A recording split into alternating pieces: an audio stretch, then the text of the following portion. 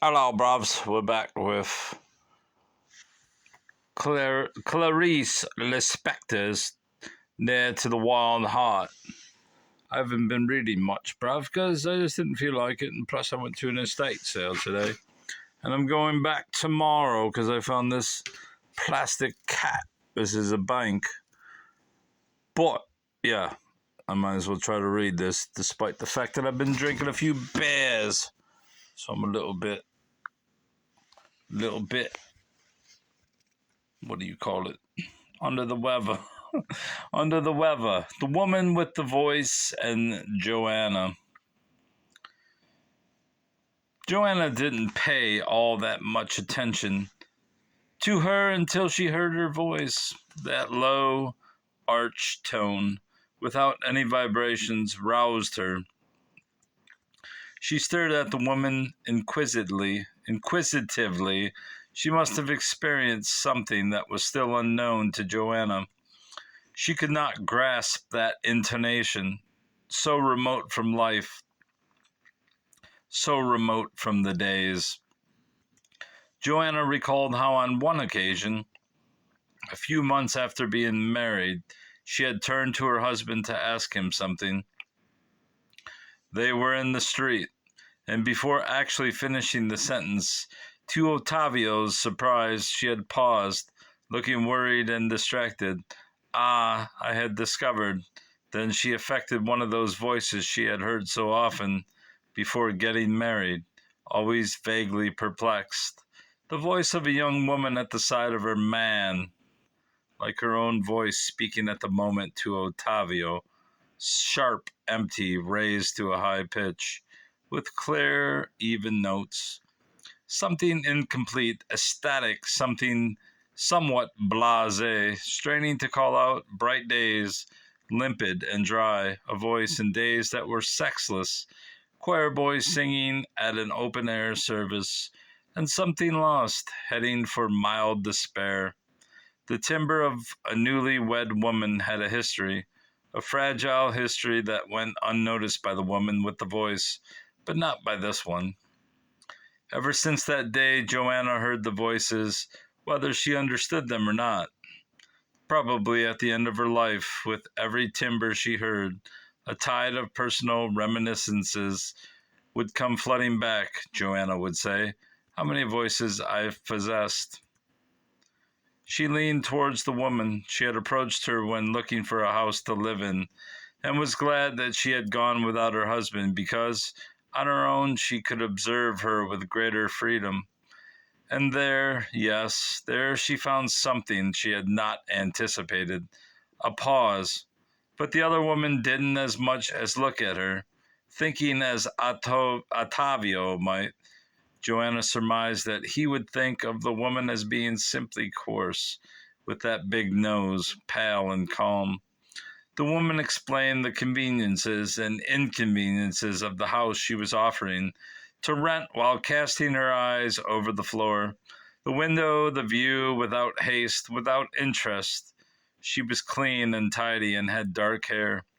Her body ample and sturdy, and her voice was of the earth, not colliding with any object, soft and distant, as if it had traveled lengthy paths beneath the soil before reaching her throat. Married? Joana asked, leaning over her. Widowed, with one son, and she went on distilling her song over all the lodgers in the district. No, I don't think I'm interested in the house. It's much too big for two, Joana said briskly, even a little harshly, but added, softening her tone, concealing her eagerness, would you mind if I called from time to time to have a chat? The other woman showed no surprise. She ran one hand over her waist, grown thick with pregnancy and the slowness of her movements. That might be difficult. Tomorrow I'm leaving to visit my son. He's married. I'm going away. She smiled without happiness, without emotion. Simply, I'm going away. What did interest that woman? Joana asked herself.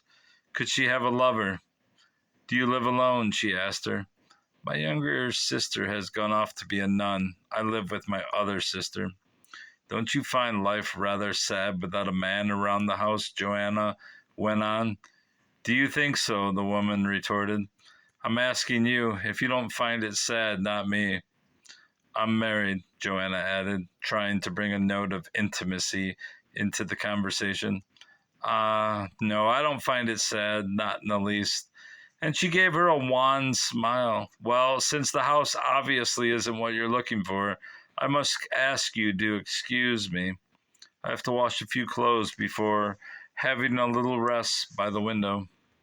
Joanna went on her way feeling nettled. The woman was clearly moronic, but that voice, it haunted her throughout the entire afternoon. Why is she a moron? She tried to recall the woman's smile, her ample, lethargic body. The woman had no history, Joanna slowly realized, for if things happened to her, they were not part of her and did not merge with her true existence.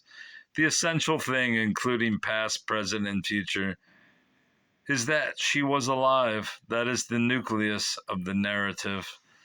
Sometimes this nucleus seemed blurred, as if seen with one's eyes shut, almost non existent, but only needed a brief pause, a little silence, for it to become enormous and to loom up with open eyes.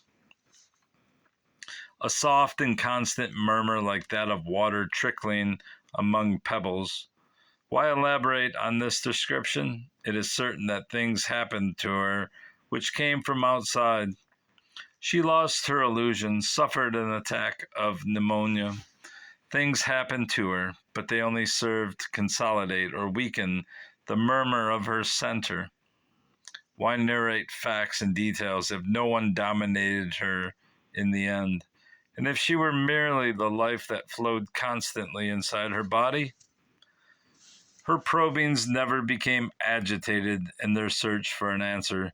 Joanna continued to make discoveries. Her questions were stillborn. They accumulated without desire or hope. She attempted no movement outside herself. Many years of her existence were spent at the window, watching the things that passed and those that stood still.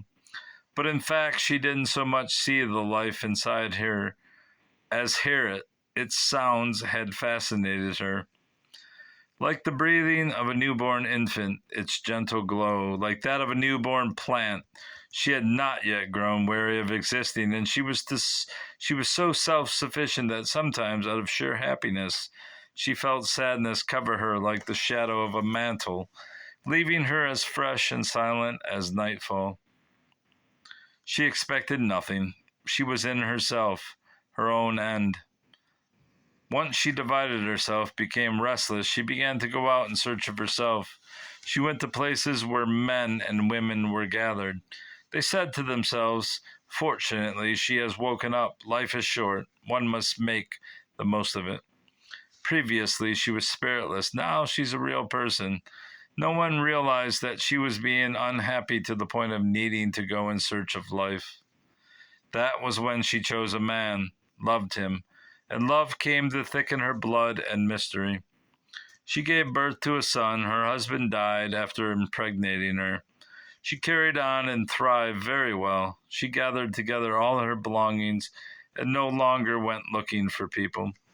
She rediscovered her window where she settled, enjoying her own company, and now more than ever, there was no thing or creature more happy and fulfilled to be found.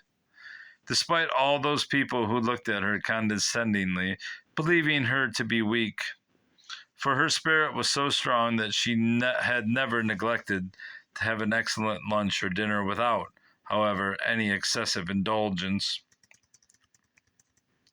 Nothing they could say bothered her or whatever happened to her, and everything slid over her and vanished into waters other than those inside her.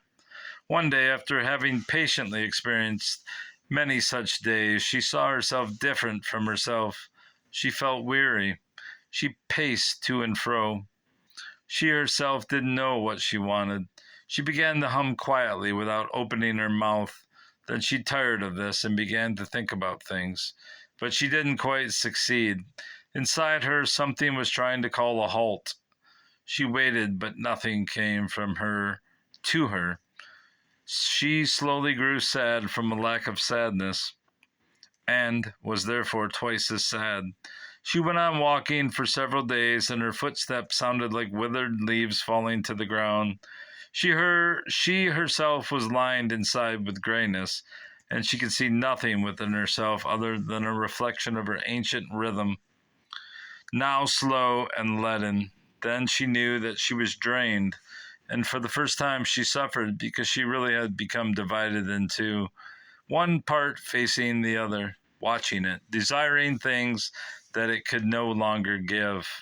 In fact, she had always been two, the one who superficially knew that she was, and the one that truly existed in depth. Until now, both parts functioned together and merged. Now, the one that knew that she was functioned on its own, which meant that the woman was being unhappy and intelligent. She made one last effort to try and invent something, some thought that might distract her. In vain. She only knew how to live, until the absence of herself finally made her fall into the night, and pacified, darkened, and refreshed, she began to die. She then embraced sweet death, as if she were a ghost. Nothing more is known because she died. One can merely surmise that in the end she, too, was being happy as only a thing or creature can be. For she had been born for the essential, to live or die, and for her the intermediary was suffering. Her existence was so complete and so closely bound to truth that she probably thought, at the moment of surrendering and reaching her end, had she been in the habit of thinking, I never was, nor is it known what became of her. Such a beautiful life must surely have been followed by a beautiful death. Today she is certainly grains of earth. She never ceases to she never ceases to gaze up at the sky. Sometimes when it rains, her grains remain full and rotund. Then she dries up in summer, and the slightest breeze disperses her. She is now eternal. After a moment's hesitation, Joanna saw that she had envied her, that half-dead creature who was smiling and had spoken to her in an unfamiliar tone of voice. Above all, she went on thinking, she understands life because she is not sufficiently intelligent not to understand it. But what was the use of trying to reason things out? Were she to reach the point of understanding her without going mad in the process, she wouldn't be able to preserve knowledge as knowledge, but would transform it into an attitude of life, the only way of possessing knowledge and of fully expressing it. And that attitude would not be very different from the one in which the woman with the voice reposed. The paths of action were so impoverished. She made a quick, impatient movement with her head. She grabbed the pencil and on a piece of paper scribbled decisively in bold letters, the personality that ignores itself achieves greater fulfillment. True or false, but in a sense, she had taken her revenge by casting her cold, intelligent thought over the woman swallowed. Let me read that again. But in a sense, she had taken her revenge by casting her cold, intelligent thought over that woman swollen with life. And that's the end of that chapter. We shall return next time with Ottavio, bruv. Goodbye. Goodbye, bruvs. Goodbye. Goodbye. Goodbye. Goodbye.